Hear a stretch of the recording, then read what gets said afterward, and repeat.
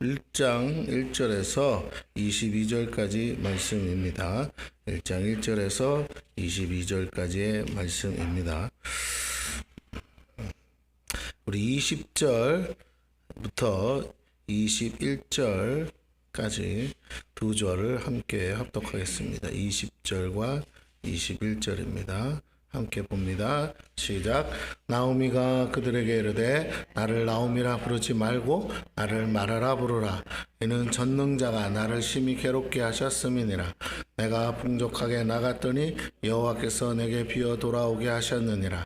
여호와께서 나를 징벌하셨고 전능자가 나를 괴롭게 하셨거늘 너희가 어찌 나를 나오미라 부르느냐 하니라. 아멘.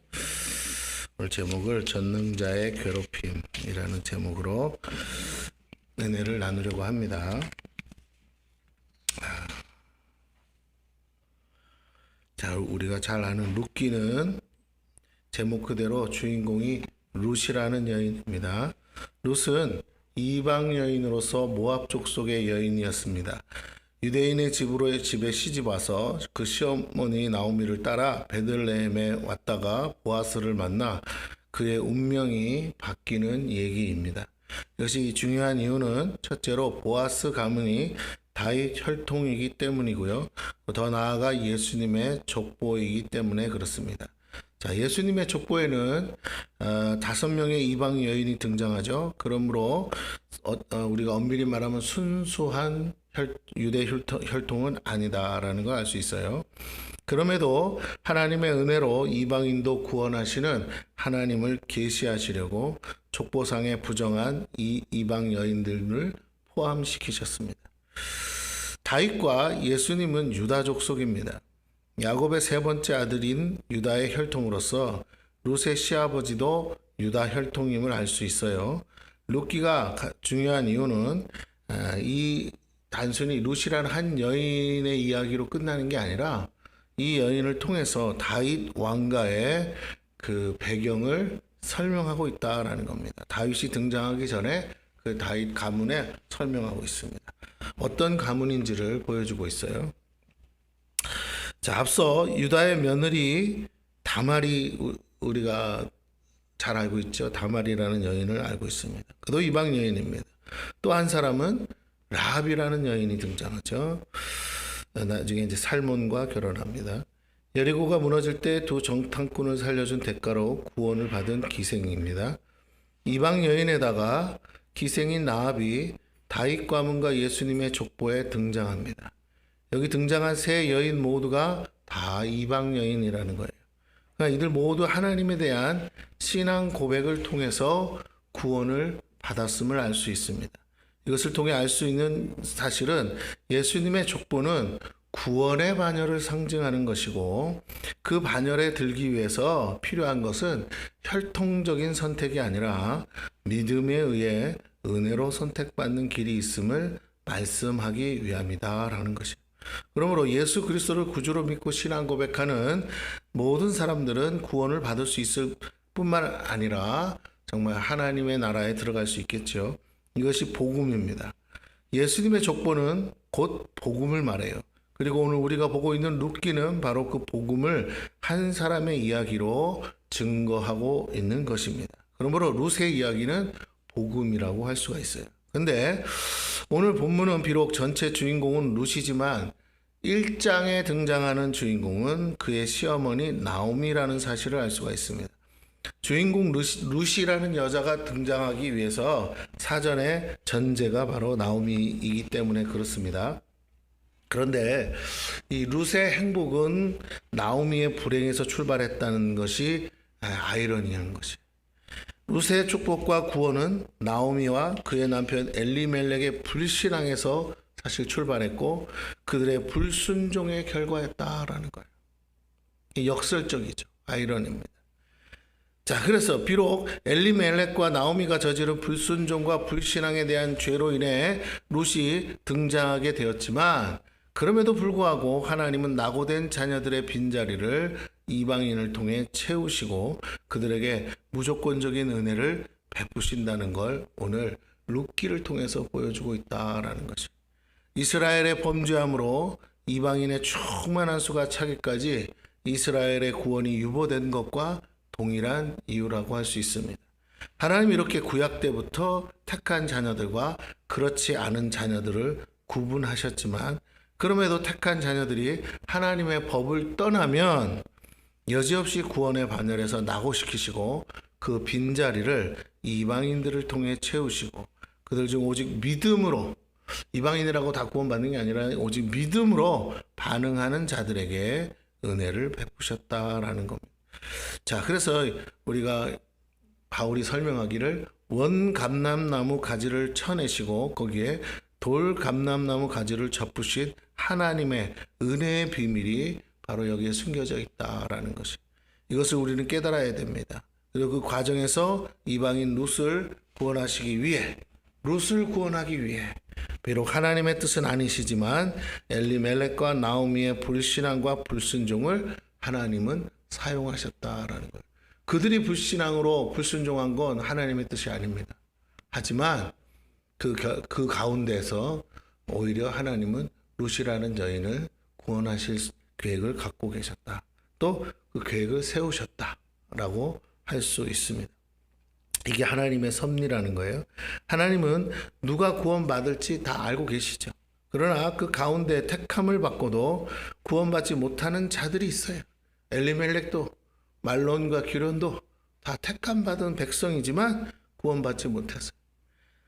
그러나 그럼에도 불구하고 택함받지 못한 모압 여인인 이 룻은 은혜로 구원받는 사람의 반열에 들어갔다라는 거예요.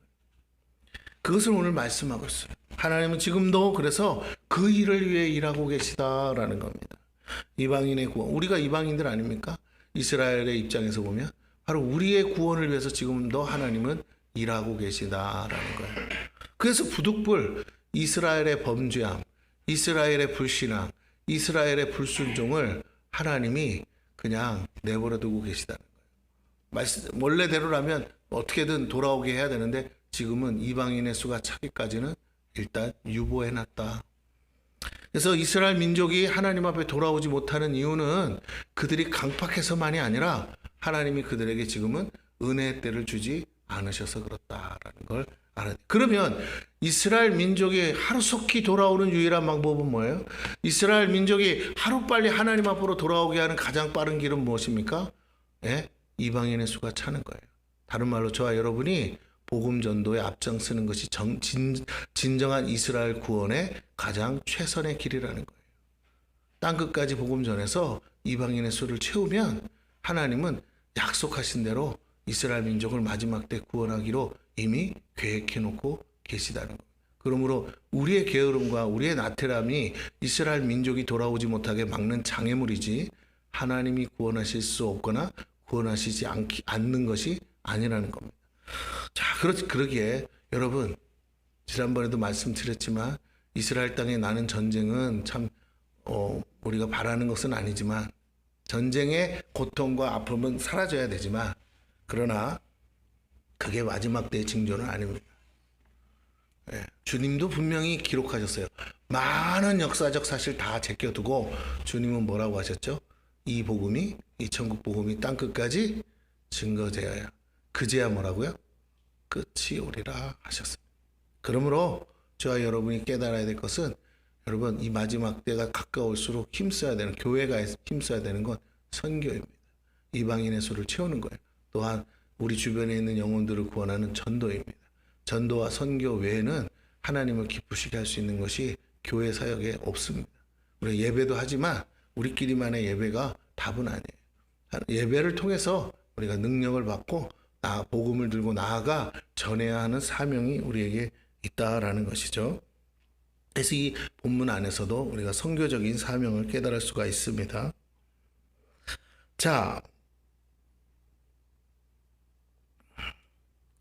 그래서 구원은 여호와께 속한 것이고 이미 구원받은 자들이라도 얼마든지 구원의 반열에서 떨어질 수 있는 이유는 하나님이 그를 구원하지 않으셔서가 아니고요, 그들이 하나님을 저버리고 스스로 구원의 반열에서 낙오되었기 때문이다라는 것이, 이게 중요합니다. 이게 중요해요. 왜 크리스찬이 지옥에 갈까요? 하나님이 내버리셔서가 아니에요. 스스로가 하나님을 버렸기 때문에 지옥으로 떨어지는 것이죠. 믿음에서 이탈하면 누구도 예외가 될 수 없다라는 거예요. 가룟 유다는 누구보다 기적을 우리보다 더 많이 체험했고 예수님을 살아생전에 본 사람이에요. 그러나 가룟 유다는, 여러분, 가룟 유다가 나사로가 부활해서 무덤에서 나오는 걸 못 봤을까요? 네. 여러분은 성경에 등장 안 하니까 가룟 유다는 못 봤을 거라고 생각하십니까? 가룟 유다는 눈앞에서 나사로를 목도한 사람이에요. 무덤에서 나사로야 나오라 할 때 그 붕대를 쳐감고 있던 미이라로 있었던 나사로가 버적버적 무덤에서 나오는 그 모습을 직접 눈으로 목격하고 그 사람을 만져보고 그 사람을 확인하고 이후에도 여러 차례 만나보고 대화해보고 함께 그 모든 사실, 우리 성경에는 기록되어 있지 않지만 모든 의심될 만한 정황들을 다 뒤져서 찾아보고 확인한 사람이 아마 가룟 유다일 거예요. 그랬음에도 불구하고 그는 12 제자 중에 떨어져 나갔습니다. 가룟 유다는 예수님의 제자로 택함 받고도 사단의 미혹에 넘어가 영혼을 지옥에 떨어뜨리기까지 구원을 잃고 말았어요. 어떤 분이 이래요. 가룟 유다는 처음부터 택함 받은 사람이 아니라고. 그럼 여러분, 예수님을 거짓말쟁이로 만들겠다는 겁니까? 예수님이 제자 12 제자 택할 때 어떻게 하셨다고요? 사람이 없는 게 아니라 무수한 무리들 중에 예수님이 기도하시고 밤새 기도하시고 뭐라고요? 12 제자를 친히 불러 따로 세우셨다고 하셨어요. 그때 누구도 포함되어 있다고요? 가룟 유다도 포함되어 있어요. 예수님이 택함 받지도 않은 가룟 유다를 택하셨다고요? 그건 예수님을 거짓말쟁이로 만드는 거예요. 그 가룟 유다에게 하는 모든 말은 다 거짓말 아닙니까? 택함 받지도 않고 구원 못 받을 사람을 뭐하러 택해서 그렇게 합니까? 아니요. 가룟 유다 스스로가 무너진 거예요. 가룟 유다 스스로가 마귀의 속임에 넘어간 거예요. 가룟 유다 스스로가 선택한 삶이에요. 그는 이미 택함 받은 사람이고 제자였어요. 믿음만 지켰다면 구원을 받을 수 있는데, 하나님 앞에 쓰임 받는 수 있었는데 그만 넘어지고 말았다는 것이. 그러면 오늘 우리도 그럴 수 있다는 걸 우리가 좀 감안해 봐야 됩니다. 우리 스스로가 하나님을 버리는 거지 하나님이 우리를 버리시지는 않는다 사실을 우리가 좀 기억하시고, 그러므로 우리는 이 받은 구원을 두려움과 떨림으로 끝까지 이루어야 된다라고 성경은 말하고 있습니다. 이미 받았지만 아직 완성되지 않았기 때문에 그래요. 반대로 아직 구원받지 못했을지라도 얼마든지 구원하신 하나님의 은혜가 있음을 믿고 잃어버린 영혼을 위해 우리는 기도해야 한다라는 거예요. 우리 이재일 조승희 선교사님 기도 편지가 이제 오는데 며칠 전에 수련회를 했답니다. 그런데 나탐이라는 지역이 있는데 이재일 조승희 선교사님이 계신 그곳에서 한 400km, 그러니까 서울에서 부산 거리죠. 400km 떨어진 곳에 교회가 있어요. 공동체가 있는데 이 담을 좀 높게 쌓았더라고요.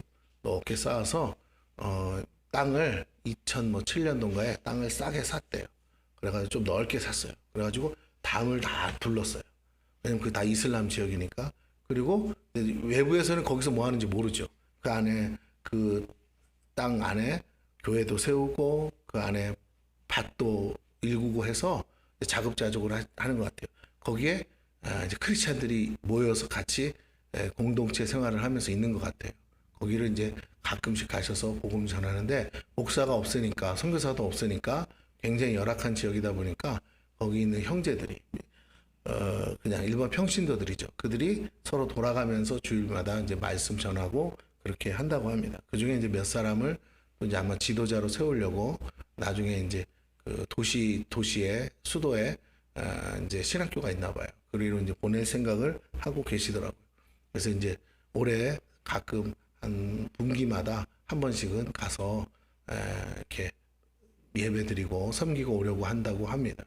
그래요. 쉽지 않죠. 400km가 말처럼 쉽지 않죠. 그렇습니다. 그런데도 목사가 없고 선교사가 없는데도 자기 그 이슬람권 안에서 형제들이 알면 난리가 나는 거죠. 그 가운데서도 정말 핍박을 받고 정말 어려운 가운데 있으면서도 불구하고 그 속에서 예배드리고 신앙을 지킨다는 거 쉬운 게 아닙니다. 그런 믿음들이 있어요. 지금도 그렇게 예수 믿는 사람들이 있어요. 우린 너무 편하게 믿는 거예요. 우린 너무 형편 좋게 믿는 거예요. 우린 너무 많은 것들에 불평 불만을 가지고 오늘도 신앙생활하고 있다라는 것이에요. 자, 그래서 그 친구들은 그렇게 예배 드리고 있는데, 가서 집회 요번에 수료를 했더니 우리 이 선교사님이 은사가 충만하고 그런 건 아닌데, 예배 중에 이제 말씀 전하고 기도했는데, 아픈 사람들은 아픈 사람 낫기를 기도하라 그랬더니 몇 사람들이 기도하는 가운데 하나님의 역사가 일어나서 그 자리에서 낫는 역사도 일어났다고 합니다. 그래요. 하나님은 지금도 살아계시고, 하나님은 그런 정말 열악한 환경에서도 오직 주님만 바라보고 예수 믿는 사람들을 지켜보고 계시다라는 거예요. 왜 하나님이 좀 돈도 많이 주고 좀 형편도 풀어서 잘 되게 했으면 얼마나 좋으냐. 근데 하나님은요, 공평하신 분이에요. 근데 우리가 문제인 거예요. 우리가 장애물인 거예요. 우리에게 주신 축복을 흘려보내지 않기 때문에 그들이 힘들고 어려운 것뿐이지, 하나님이 도와주기 싫거나 도와줄 능력이 없어서는 아닙니다. 이미 우리에게 먼저 축복하셨어요. 우리에게 먼저 모든 은혜를 주셨어요. 우리가 이제 그것을 흘려보내야 된다라는 겁니다. 또 뒤집어서 얘기하면, 우리가 그렇게 흘려보내려고 할 때 하나님 우리에게 없던 능력도 부어주실 줄로 믿습니다. 예, 하나님은 그렇게 일하시기를 원하신다는 거예요. 그래서 서로가 공평해지기를 원하세요.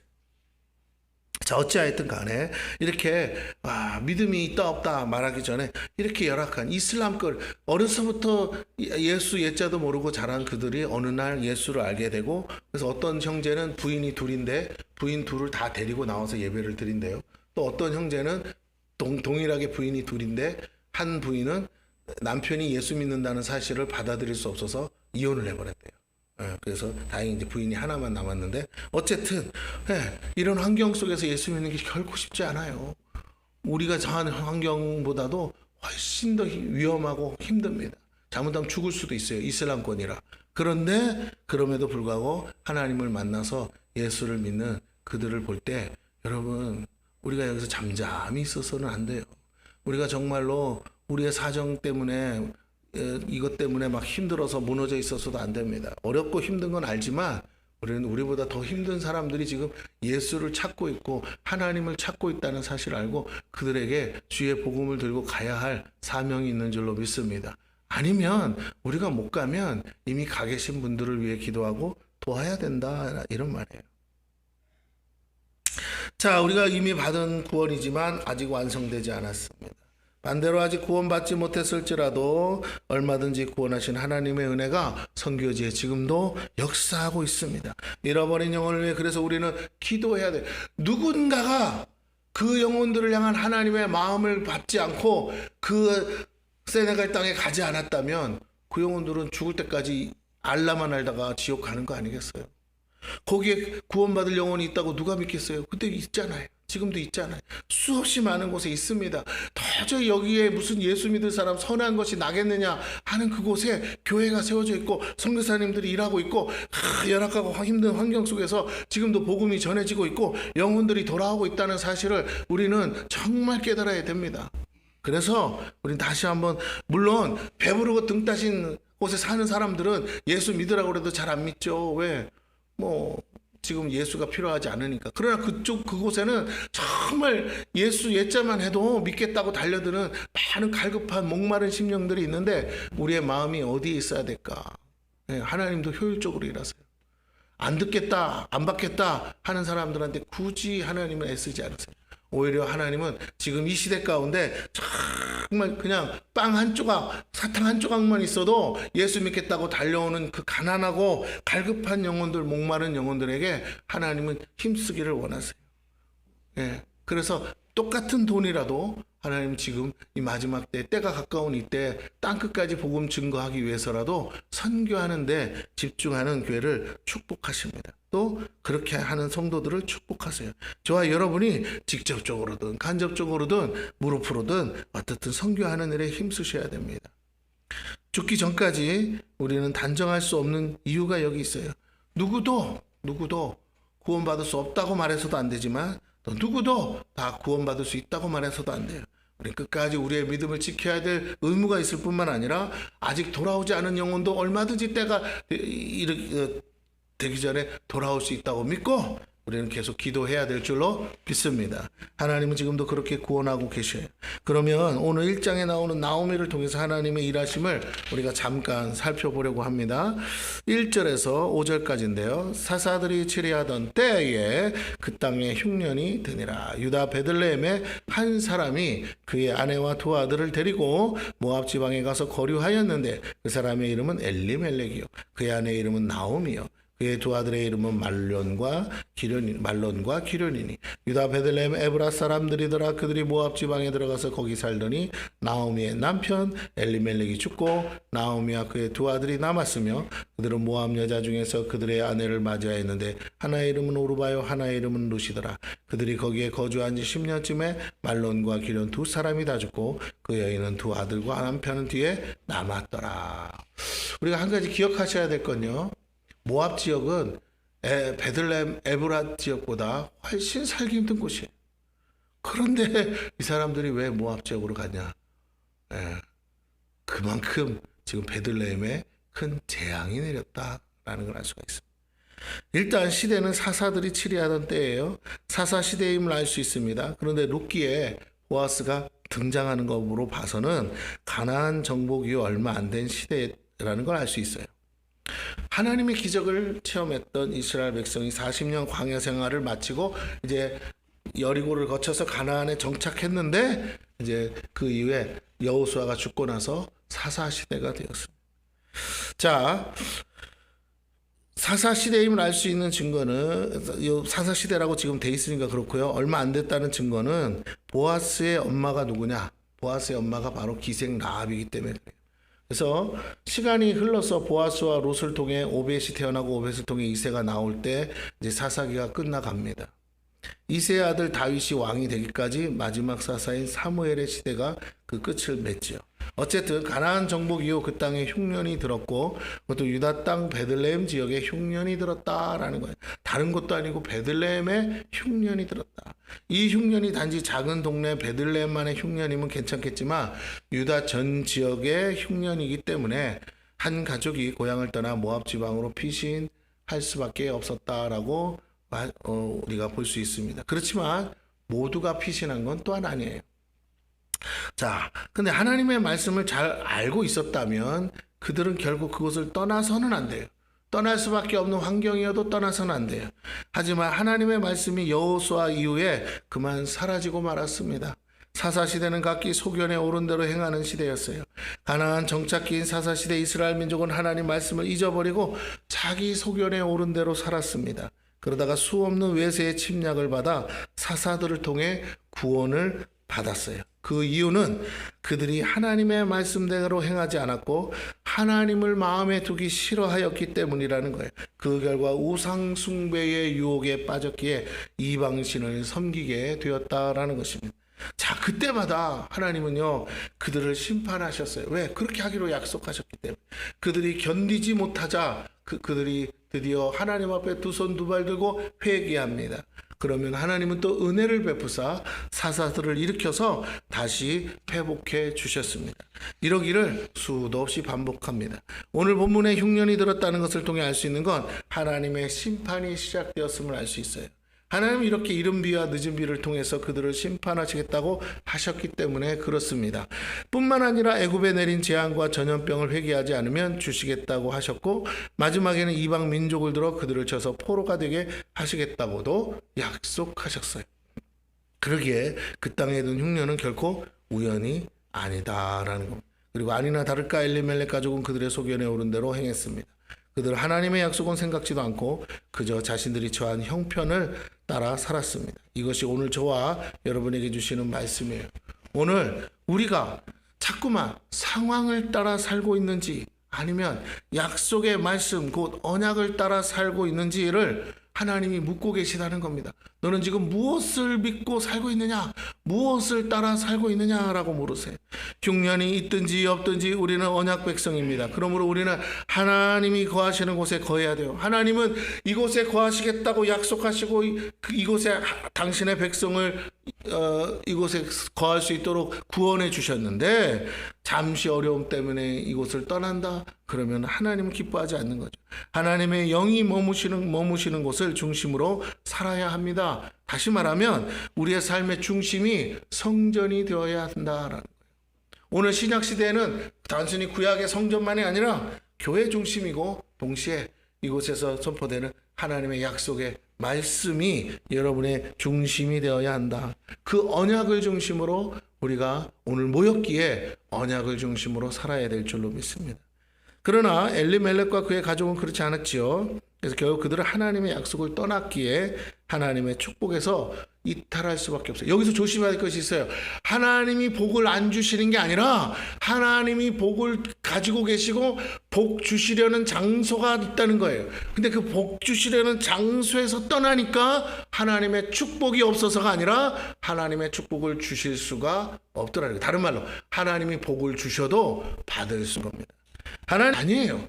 그들이 하나님을 떠난 결과예요. 원래 하나님의 백성들이 아니기에 자녀들로서 세상의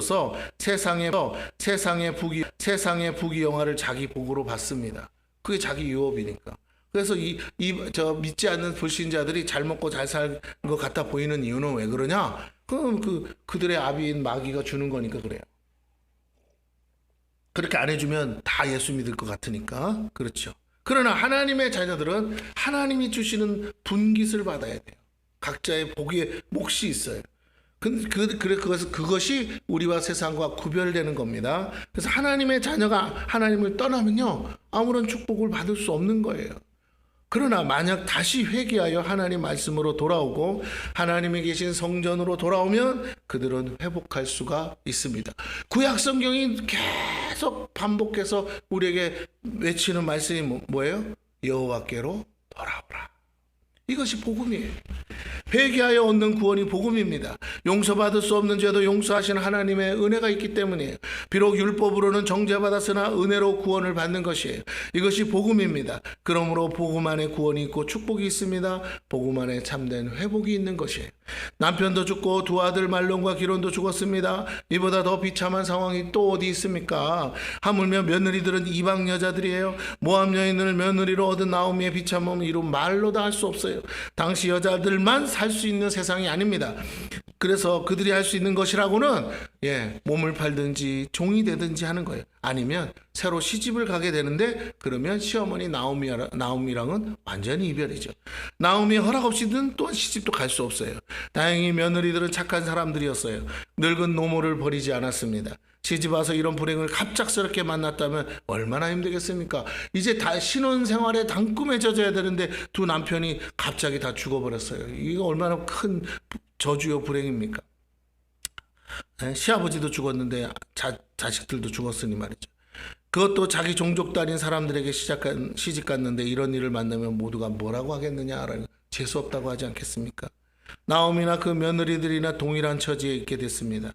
그러기에 나오미는 나오미대로 그대로 모압 지역에 있을 수가 없었고, 하물며 며느리들도 그대로 거기에 살 수가 없어요. 그래서 함께 어머니의 고향으로 돌아가려고 하지 않았겠습니까? 그러나 우리가 알던 흉년이 끝나야 가는데 흉년이 끝나지 않으면 갈 수가 없어요. 어쩔 수 없이 가지도 오지도 못하고 죽을 맛으로 하루하루 살고 있습니다. 이 기간이 대략 우리가 오늘 본문에 보니까 10년이 지난 다음에 말론과 기론이 장가를 갔으니까 이제 10년이 넘게 지나간 시간이에요. 남편이 죽고 난 이후에도 아들들을 장가보내 아들을 두고 살고자 했으나 믿었던 남편이나 의지했던 자식들이나 모두 죽고 난 이후에 나오미는 참으로 처량한 신세가 되고 말았어요. 자, 며느리마저 이제 시어머니를 버리면 정말 낯선 땅에서 비참하게 죽을 운명입니다. 그런데 반가운 소식이 들려와요. 나오미는 그것을 하나님의 음성으로 들었다라는 거예요. 아니, 이 소식을 들었을 때 드디어 그의 삶이 어디서부터 잘못되었는지를 그제야 깨닫게 되었다. 이제까지는 그냥 한탄만 하고 자기 한탄에 빠져 있다가 한 소식이 들려오는데 그 소식을 듣자마자 깨닫게 된 거예요. 아하, 내 문제가 이거였구나. 우리의 문제가 이거였구나라는 걸 깨닫습니다.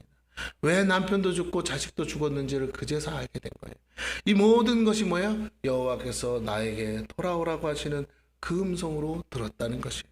여기서 가장 중요한 건 모두가 죽었는데 나오미는 살았다는 거예요. 나오미도 이렇게 했죠. 차라리 죽을 때 나도 같이 죽었으면 좋았을 거. 근데 하나님 그렇게 일하지 않았어요. 믿음 없는 남편과 자녀들은 죽었지만 그래도 하나님에 대한 신앙을 그나마 갖고 있던 나오미는 살아 있어요. 나오미가 신앙이 있는 줄 어떻게 합니까? 그것은 나오미가 이 상황들 속에서 이 모압의 우상이 아닌 이스라엘 하나님 여전히 섬기고 있다는 것을 나중에 그 룻의 고백을 통해서 우리가 알 수가 있다라는 겁니다.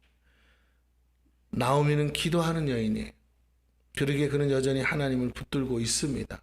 비록 남편의 뜻에 순종할 수밖에 없었고, 자녀들의 뜻에 뭐 이방 여인 얻고 싶어서 얻겠어요. 자녀들이 이방 여인을 데리고 오니까 얻었겠죠. 그래서 어쩔 수 없었다는 거죠. 그럼에도 불구하고 그는 마음속에 여전히 하나님을 붙들고 있어요. 그리고 하나님께로 돌아가고 싶었어요. 이것이 핵심이에요. 회개하려는 마음, 하나님께로 돌아가고자 하는 믿음이 있는 자들에게 하나님은 여전히 은혜를 베푸신다. 물론 정말 때려 죽여도 성에 안 찰 만한 죄를 우리가 지었다 하더라도 하나님은 긍휼이 그보다 많으시기에 우리를 얼마든지 용서하실 수 있음을 믿으시기 바랍니다. 이 믿음의 그릇이 있을 때 회복과 축복이 부어져요. 나오미는 드디어 하나님께로 돌아가기로 작정합니다. 이 나오미의 회개가 결국엔 다윗의 혈통에 룻이 등장할 수 있는 계기가 만들어질 수 있었던 거예요. 나오미마저 없었다면 불가능합니다. 한 가정에 기도하는 어머니가 이렇게 중요합니다. 믿음의 한 사람이 이렇게 값진 거예요. 결국 이 한 사람 때문에 모두가 살 수 있습니다. 이후에 나오미는 어쩌면 우리의 모습이기도 해요. 우리가 비록 세상 가운데 휩쓸려 살다가 다 잃어버리고 어쩔 수 없이 빈털터리로 주님께 돌아올지라도 오히려 그것이 하나님의 은혜가 되게 하실 수 있다라는 것을, 하나님이 내게 은혜를 베푸시면요 그 가운데서도 구원의 길이 열리고 축복의 문이 열린다는 겁니다. 더 중요한 건요, 나오미는 불행한 상황을 만나서 고통 속에 있지만 오히려 그 결과 어떻게 해요? 베들레헴으로 돌아왔는데 바로 그의 며느리 룻이 구원의 반열에 들어갈 수 있었다는 겁니다. 이 역설적인 진실이 하나님의 역사입니다. 6절에서 우리 14절까지 좀 길지만 봅니다. 그 여인이 모압 지방에서 여호와께서 자기 백성들을 돌보시사 그들에게 양식을 주셨다함을 듣고, 이게 소식이죠. 이에 두 며느리와 함께 일어나 모압 지방에서 돌아오려 하여 있던 곳에서 나오고 두 며느리도 그와 함께하여 유다 땅으로 돌아오려고 길을 가다가 나오미가 두 며느리에게 이르되 너희는 각기 너희 어머니 집으로 돌아가라. 너희가 죽은 자들과 나를 선대한 것 같이 여호와께서 너희를 선대하시기를 원하며 여호와께서 너희에게 허락하사 각기 남편의 집에서 위로를 받게 하시기를 원하라. 이건 이제 새 남편을 얻으라는 말이죠. 그들에게 입맞춤에 그들이 소리를 높여 울며 나오미에게 이르되 아니니이다. 우리는 어머니와 함께 어머니의 백성에게로 돌아가겠나이다 하는지라. 나오미가 이르되 내 딸들아 돌아가라. 너희가 어찌 나와 함께 가려느냐. 내 태중에 너희의 남편 될 아들들이 아직 있느냐. 내 딸들아 되돌아가라. 나는 늙었으니 남편을 두지 못할지라. 가령 내가 소망이 있다고 말한다든지 오늘 밤에 남편을 두어 아들들을 낳는다 하더라도 너희가 어찌 그들이 자라기를 기다리겠으며 어찌 남편 없이 지내겠다고 결심하겠느냐. 내 딸들아 그렇지 아니하니라. 여호와의 손이 나를 치셨으므로 나는 너희로 말미암아 더욱 마음이 아프도다 하며, 드디어 나오미가 제대로 고백을 하는 거예요. 하나님이 나를 치셨어. 그들이 소리를 높여 다시 울더니 오르바는 그 시어머니에게 입맞추되 룻은 그를 붙쫓았더라. 자, 처음엔 나오미는 하나님이 자기 백성을 돌보셨다는 소식, 그 흉년이 끝났다는 소식에 반갑게 반응하여서 살 길을 찾은 것처럼 기쁘게 고향으로 돌아갈 계획을 가졌고 두 며느리도 함께 데리고 가려고 했습니다. 그러나 길을 가는 도중 나오미가 생각해 봤겠죠. 이런 내 모습이 얼마나 비참하고 괴로운지를 잘 알았고 또 이방 땅에서 산 시간이 얼마나 힘들었는지를 누구보다 잘 압니다. 두 며느리마저 자기 꼴이 나기를 원치 않았어요. 천대와 차별을 받을 것을 생각하니 차라리 며느리들을 위해 돌려보내기로 작정합니다. 시어머니 나오미의 강한 의지에 오르바는 순종했습니다. 그러나 룻은 도리어 더욱 시어머니를 따라가려고 합니다. 그 이유가 다름 아닌 시어머니가 믿는 하나님을 자신도 믿기 때문이라고 고백하는 것이. 나오미는 계대 결혼 제도를 말하면서 자신이 두 며느리를 위해 새로운 남편 될 자녀를 준비할 능력이 없음을 말하고 있어요. 이것은 유대인들의 전통입니다. 근데 문제는 계대 결혼이 불가능해서 돌려보내는 것으로는 결코 아니라는 거예요. 나오미의 말은 그렇게 하지만 그게 문제가 아니고 나오미의 변명에 불과한 겁니다. 진짜는 자신이 그들과 함께 돌아갈 자신이 없다는 거예요. 그들이 그곳에서 당할 수모를 감당할 자신이 없습니다. 망한 것도 모자라서 온갖 수모를 겪을 것을 생각하니까 차마 며느리들에게 못할 짓이라는 거예요. 오르바도 어머니를 사랑했지만 어머니의 염려를 알기에 순종했습니다. 예, 처음부터 안 가겠다고 한 게 아니니까. 예, 이 두 며느리들은 참 착해요. 문제는 이 며느리들을 데리고 새 가부가, 그 새 여인이 그곳에서 산다고 해서 무슨 일을 당할지 모릅니다. 그래서 데려갈 수가 없는 거죠. 그들이 젊은 며느리들, 과이 가부들을 무슨 수로 늙은 노모가 감당하겠습니까? 예, 자식 있는 것도 아닌데. 그래서 새 삶을 출발하기 위해서라도 돌려보내는 것이 옳다고 생각했어요. 자, 그런데 중요한 건요, 둘 다 어머니를 사랑해요. 그래서 둘 다 어머니를 따르기로 했어요. 그리고 둘 다 어머니의 마음을 알았어요. 그리고 오르바는 더 이상 어머니를 힘들게 하기 싫어서 자기의 고향 땅에 머물기로 하고 돌아갑니다. 가던 길을 멈추고 뒤돌아가요. 근데 불행하게도 그 오르바는 선택받지 못해요. 왜냐하면 그녀는 어머니는 선택했지만, 그 말에 순종했지만, 참 잘한 거지만, 하지만 룻은 어머니를 선택하는 거로 끝난 게 아닙니다. 어머니의 하나님까지도 선택했어요. 그래서 떠날 수가 없어요.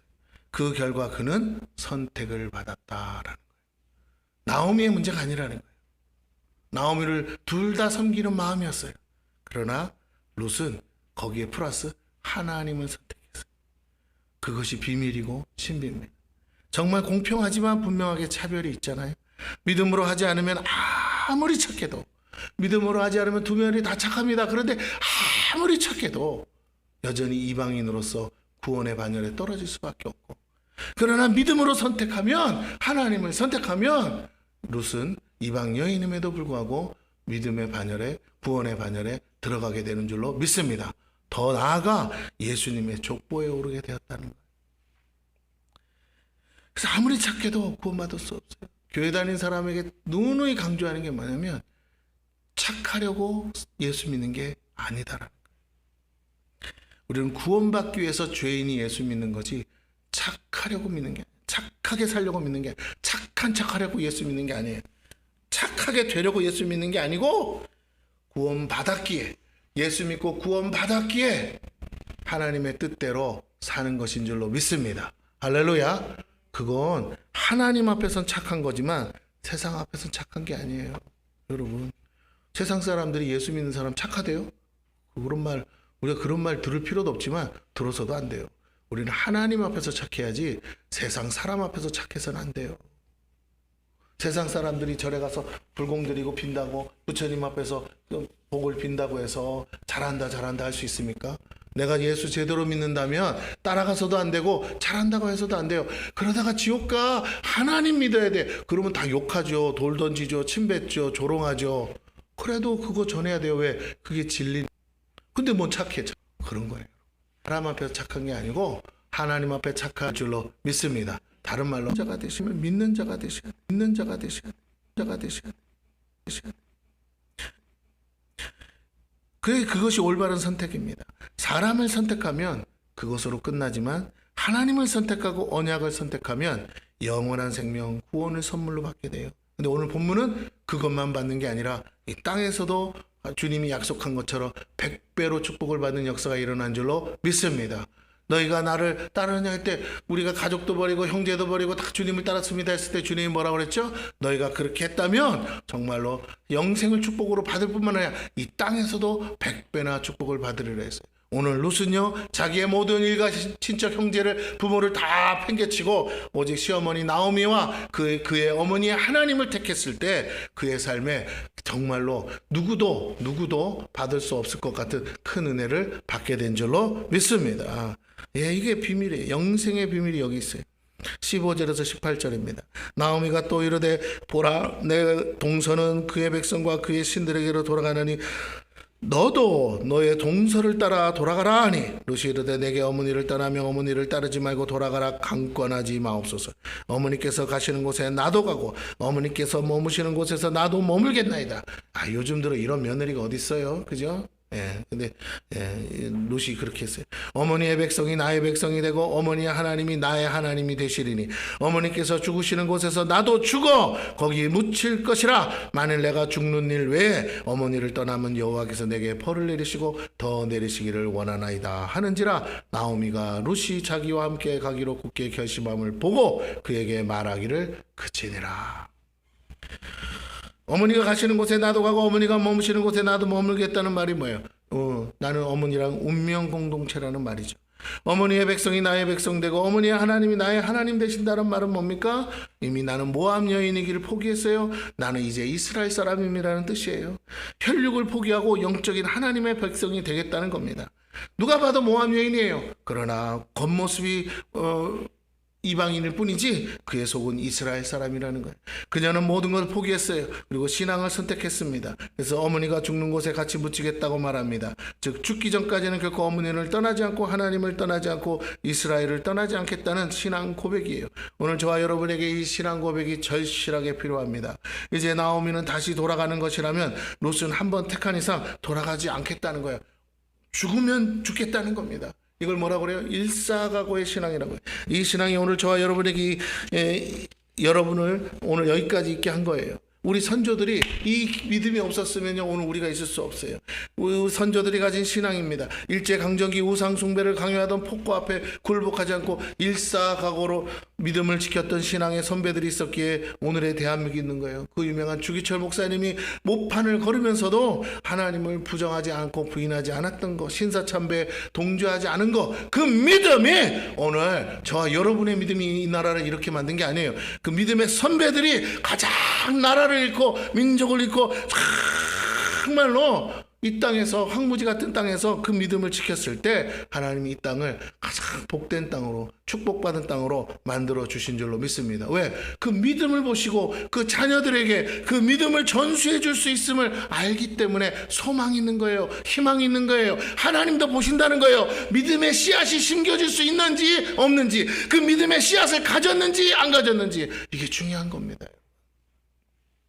가정과 교회 그리고 사회와 나라를 지키는 건 우리가 힘이 있어서도 아니고 능력이 많아서도 아니고 강대국의 도움이 있어서도 아니에요. 이것들은 다 도구에 불과합니다. 하나님 보시기에 믿음의 선조들의 합당한 신앙 고백을 통해서 이 나라를 지켜주셨고 오늘까지 축복한 거예요. 그렇지 않으면 이렇게 많은 교회가 세워질 수가 없어요. 믿음의 씨앗이 살아있었기에 그 씨를 뿌렸기에 열매를 거둔 줄로 믿습니다. 하나님은 그걸 보셨어요. 이 하나님은 변하지 않으세요. 그러므로 우리가 이 하나님을 바로 믿고 순종한다면 하나님은 여전히 저와 여러분을 지키시고 가정과 일터 그리고 교회와 나라를 지켜주실 줄로 믿습니다. 맨날 뭐 쏜다 해도 미사일 하나 안 날라오는 건 하나님의 은혜인 줄로 믿습니다. 그가 뭐 핵무기를 안 만들었습니까? 날릴 능력이 없습니까? 위성까지도 올리는데 그래도 안 날아오는 건요 하나님의 은혜라니까요. 일사각오의 신앙이 그래서 절실히 필요한 거예요. 룻이 이 신앙을 어디에서 보았습니까? 나오미에게서 받은 거예요. 최악의 불행과 고통 속에서도 여전히 하나님을 잃지 않고 붙드는 시어머니의 신앙과 믿음을 유산으로 봤어요. 성경에 나오지 않지만 그 나오미는 끊임없이 예루살렘 성전을 향하여서 베들레헴을 향하여서 뭐 했을까요? 그때는 이제 성전은 없었으니까 고향 땅을 하나님을 향해서 뭐라고요? 기도했을 거예요. 기도했을 거예요.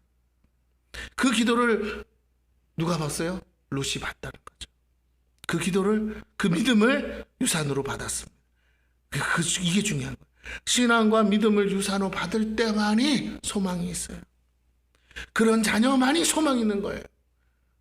교회 다닌다고 답이 아니고 정말 믿음을, 신앙을 유산으로 받아야 돼요. 가장 중요한 건요, 자녀가 기도할 줄 알아야 된다. 기도하는 자녀 만드는 데 힘써야 됩니다. 우리가 자꾸 다른 데 입으면 안 돼요. 자녀들이 어려울 때 힘들 때마다 기도할 줄 알아야 돼요. 하나님을 찾는 거잖아요. 기도한다는 건 하나님을 찾는 거예요. 하나님을 떠나지 않는 거예요. 떠났다가도 돌아오는 거예요. 회개할 줄 안다는 거예요. 이 믿음의 유산이 필요합니다. 남편과 자식도 가지지 못한 믿음을 며느리 롯이 물려받은 것입니다. 그러므로 자녀들에게 믿음을 유산으로 물려주는 것이 돈보다 그 어떤 것보다 귀한 거예요. 다음 주는 어린이 주일입니다. 우리가 무엇을 물려줄지 결정하셔야 돼요. 왜냐하면 생사화복의 주권자가 하나님입니다. 오늘 거둬가시면 끝나요. 19절에서 22절입니다. 예, 그 두 사람이 베들레헴까지 갔더라. 베들레헴에 이를 때 온 성읍이 그들로 말미암아 떠들며 이르기를 이가 나오미냐 하는지라. 나오미가 그들에게 이르되 나를 나오미라 부르지 말고 나를 마라라 부르라. 이는 전능자가 나를 심히 괴롭게 하셨음이니라. 내가 풍족하게 나갔더니 여호와께서 내게 비어 돌아오게 하셨느니라. 여호와께서 나를 징벌하셨고 전능자가 나를 괴롭게 하셨거늘 너희가 어찌 나를 나오미라 부르느냐 하니라. 나오미가 모압 지방에서 그의 며느리 모압 여인 룻과 함께 돌아왔는데 그들이 보리 추수 시작할 때에 베들레헴에 이르렀더라. 자, 말씀을 마칩니다. 나오미는 자신의 이름을 나오미가 아니라 마라라고 부르라고 자신을 맞이하는 사람들에게 소개합니다. 예, 나오미라는 뜻은요, 이런 뜻이에요. 사랑스럽고 감미롭다. 아주 좋은 이름이죠. 예, 그런데 마라는 뭐예요? 우리가 잘 아는 거죠. 쓰다는 뜻이잖아요. 쓰다.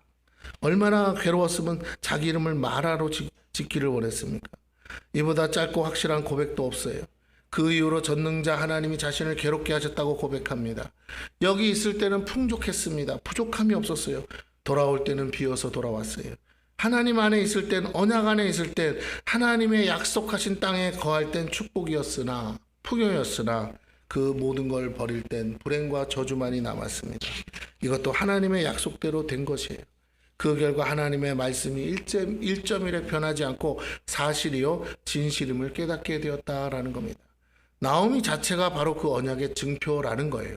이 언약을 뭐라고 하냐? 신명기 언약이라고 합니다. 모세를 통해 주신 언약이죠. 약속의 땅에 들어갈 이스라엘 백성과 신의 산 앞에서 맺은 언약이기 때문이에요. 그 땅에 들어가서 어떻게 해야 할지를 맺은 언약입니다. 축복과 저주를 선택하는 언약이에요. 그런데 자기 소견에 오른 대로 행한 이스라엘 민족 앞에는 약속대로 심판과 저주만이 주어졌어요. 나오미의 하나님은 살아계신 하나님이시여 언약의 하나님입니다. 전능자의 괴롭힘은 그래서 사실이요 진실입니다. 하나님은요 언약대로 하신다는 거예요. 미워서 심판하시는 게 아니라는 거예요. 엘리멜렉에 의지한 건 하나님이 주신 풍요와 부요였어요. 그러나 그것이 문제가 아닙니다. 그것이 있고 없고가 문제가 아니었어요. 하나님이 보신 것은 무엇을 얼마나 가졌느냐가 아니라 우리 자신이라는 거예요. 우리에게 믿음이 있는지 없는지. 우리가 하나님을 믿고 의지한다면 없는 것도 있게 하시는 분이시지만 그리고 축복하시는 분이지만 하나님을 저버리고 하나님이 주신 걸 믿고 산다면, 하나님이 주신 것을 믿고 살면요 결국 모든 걸 잃게 된다라는 거예요. 그 모든 걸 그대로 두고 죽을 수 있기 때문에 그렇습니다. 하나님을 믿는 문제는 그래서 생사의 문제라는 걸 잊지 마셔야 돼요. 우리가 신앙생활에서 자꾸만 우선순위를 놓치는 이유가 여기 있어요. 중요도를 놓친다는 거예요. 우리가 자꾸 살면서 하나님을 선택하는 걸 목숨만큼 귀하게 생각하지 못하는데 여기가 있는 거예요. 생사의 문제라니까요. 나오미가 회개할 때 나오미의 불행은 모두의 불행이 아니었습니다. 나오미의 재앙과 심판은 모두의 심판과 재앙도 아니었어요.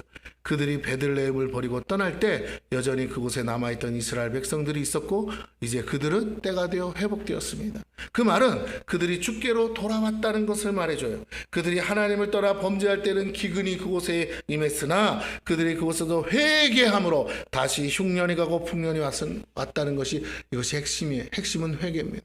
우리가 어딘가로 간다고 해결되는 게 아니고 오늘 우리가 무너져 있는 자리, 우리가 정말로 불행한 자리, 그 정말 눈물을 쏟는 자리에서 회개할 때, 하나님께로 돌아갈 때 우리가 장소를 옮긴다고 복 받는 게 아니라 바로 그 회개하는 자리가 하나님이 복 주시는 자리로 바꾸시는 줄로 믿습니다. 예, 눈물을 닦아주시는 장소가 된다는 거예요. 다시 말해서 우리가 회개할 때 하나님이 바로 그곳에 임재하시는 거예요. 그곳이 성전이 되고 그것이 거룩한 땅이 되고 그것이 약속의 땅이 된다는 겁니다. 내가 너를 떠나지도 너를 버리지도 아니하리라 하는 하나님의 음성이 우리에게 들려와야 될 줄로 믿습니다. 나오미가 회개하지 않을 때는요, 그가 자랑하던 남편과 두 아들 거느리고 의기양양해서 갔을 거예요. 성공하리라 하면서. 내가 성공하면 너희들도 다 부럽게 하고 갔지 않았겠어요? 모든 부요가 슬픔과 불행이 될 수밖에 없었어요.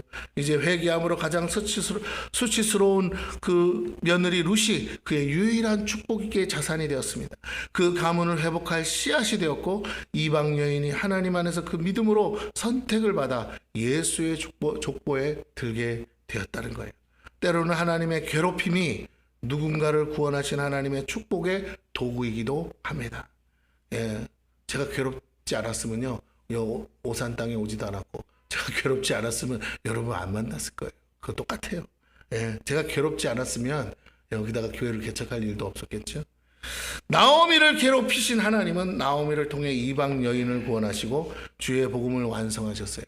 은혜 아래 있을 때가 축복입니다. 하나님의 약속을 믿고 기다리는 자가 축복의 통로가 됩니다. 더불어 오늘 여러분이 하나님 때문에 괴롭다고 느끼십니까? 하나님이 나를 괴롭게 하시는 것 같아요. 그러나 하나님은 또 다른 계획하고 계신다. 그러므로 내가 좀 힘을 들지만 낙심하지 마세요. 내가 힘이 들지만 절망하지 마세요. 하나님은 새로운 역사를 쓰고, 아무도 생각하지 못한 새로운 역사를 쓰고 계시니까 조금만 기다리고, 우리가 할 일은 혹여나 우리가 하나님 앞에 범죄한 것이 있거든, 하나님을 제대로 믿지 못한 것이 있거든, 하나님 뜻대로 살지 못한 것이 있거든, 속히 지금 이 자리에서 회개하고 돌이켜야 될 줄로 믿습니다. 그러면 그 정말 가장 마라라고 자기를 소개했던 나오미의 그 이름이 다시 나오미로 바뀔 수 있는 축복이 있을 줄로 믿습니다. 할렐루야. 예. 보아스를 통해 룻이 아이를 낳죠. 그때 나오미가 그 아이를 얻고 얼마나 기뻐하는지 아세요? 여러분, 그렇습니다. 하나님이 나오미의 말년에 그가 상상도 못할 축복을 주셨다. 오늘 저와 여러분에게도 그런 축복이 예비되어 있음을 믿으시기를 바랍니다. 우리의 슬픔이 변하여 기쁨이 되게 하실 줄로 믿습니다.